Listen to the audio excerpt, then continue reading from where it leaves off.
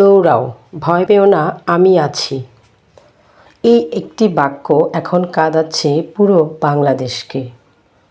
Uttara milestone school and কলেজের সেই সাহসী শিক্ষক মেহরিন চৌধুরী, যিনি নিজে ৮০% দগ্ধ অবস্থায়ও ছাত্রছাত্রীদের আগে বাঁচানোর কথা ভাবলেন।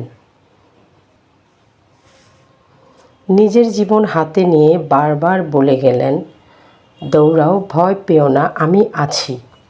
ক্লাসরুমে আটকে থাকা ছাত্রছাত্রীদের নিজ হাতে বের করে আনলেন একের পর এক।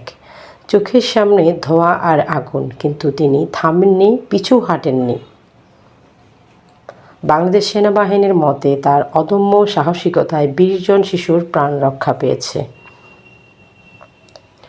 উদ্ধার অভিযানে অংশ নেওয়া সেনা সদস্য বললেন, ম্যাডাম ভিতরে ঢুকে গিয়ে বাচ্চাগুলোকে বের করে দিয়েছেন, তারপর উনি বের হতে পারেনি। কি ভয়ঙ্কর বাস্তবতা, কতটা ভালোবাসা, কতটা আত্মত্যাগ। আর মানবিকতা থাকলে একজন মানুষ এমন করে জীবন দিতে পারে। আমরা শুধু মেহরিন ম্যাডামকে হারাইনি, হারিয়েছি হাজারো মায়ের মমতা, একজন আদর্শ শিক্ষক, একজন সত্যিকারের মানবিক যোদ্ধা। এই দেশের ইতিহাসে সাহস আর আত্মত্যাগের নামের পাশে সোনালি হরফে লেখা থাকবে মেহরিন চৌধুরী। বাংলাদেশ ধন্য, এমন একজন মহিয়সী নারীর জন্ম এই মাটিতেই হয়েছে। শত শত সালাম সেই মা বাবার প্রতি, যাদের ঘরে জন্ম নিয়েছিল এমন একজন আলোকবর্তিকা।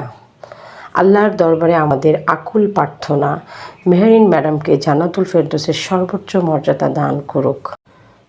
আজ আপনি শহীদ, আপনি অমর, আপনার সাহস আজ আমাদের আলো।